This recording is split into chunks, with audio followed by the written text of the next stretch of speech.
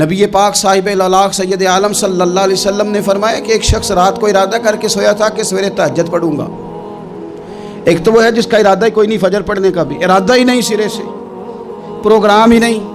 اس کو پتہ چل گیا کہ ڈاکٹر نے کہا تھا 7-8 گھنٹے سونا ہے، تو اب وہ ٹائم دیکھ رہا ہے 2 بجے سو رہا ہوں، 10 بجے اٹھ جاؤں گا۔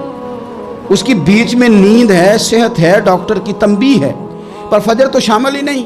حالانکہ اس بات کو اچھی طرح سمجھ لیں، اگر آپ کا فجر پڑھنے کا ارادہ ہے اور 4 بجے کا 3:45 بجے کا آپ نے الارم لگا لیا ہے، تو 2 دن آپ کو الارم جگائے گا، تیسرے دن آنکھ خود بخود کھل جائے گی۔ انسان کی نفسیات ہوتی ہے کہ 2 دن وہ کسی چیز بھی اپنی عادت کو سونے جاگنے میں پکا لے تو تیسرے دن وہیں اس کا وہ مزاج بن جاتا ہے۔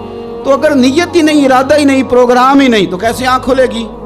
بلکہ پھر تو یہ ہوتا ہے کئی دفعہ آنکھ کھل بھی جاتی ہے، بندے اٹھ بھی جاتے ہیں پر اٹھتے ہی نہیں، نماز کا وضو ہی نہیں کرتے، آگے بڑھتے ہی نہیں، ہمت ہی نہیں کرتے۔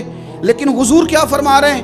کریم محبوب علیہ السلام فرمانے لگے جس کا تہجد پڑھنے کا ارادہ تھا لیکن نیند غالب آ گئی، اٹھ نہیں سکا۔ حضور فرماتے ہیں نیند تو اب اس نے پوری کر ہی لی ہے نا، پر ارادہ تھا تہجد پڑھنے کا۔ تو محبوب فرماتے ہیں نیند رب کی طرف سے صدقہ ہو گئی اور تہجد کا بھی اللہ نے ثواب عطا فرما دیا۔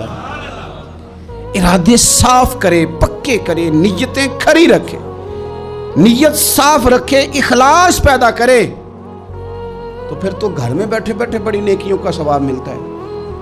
پھر تو اپنے گھر کے اندر موجود رہنے پر بھی اسے بڑے بڑے لمبے سفروں کا ثواب ملتا ہے۔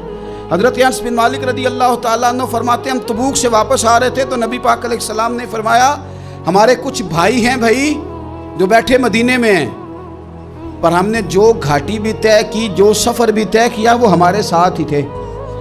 بیٹھے کہاں ہیں؟ مدینے میں، پر ہم نے جتنا سفر طے کیا وہ ساتھ ہی تھے۔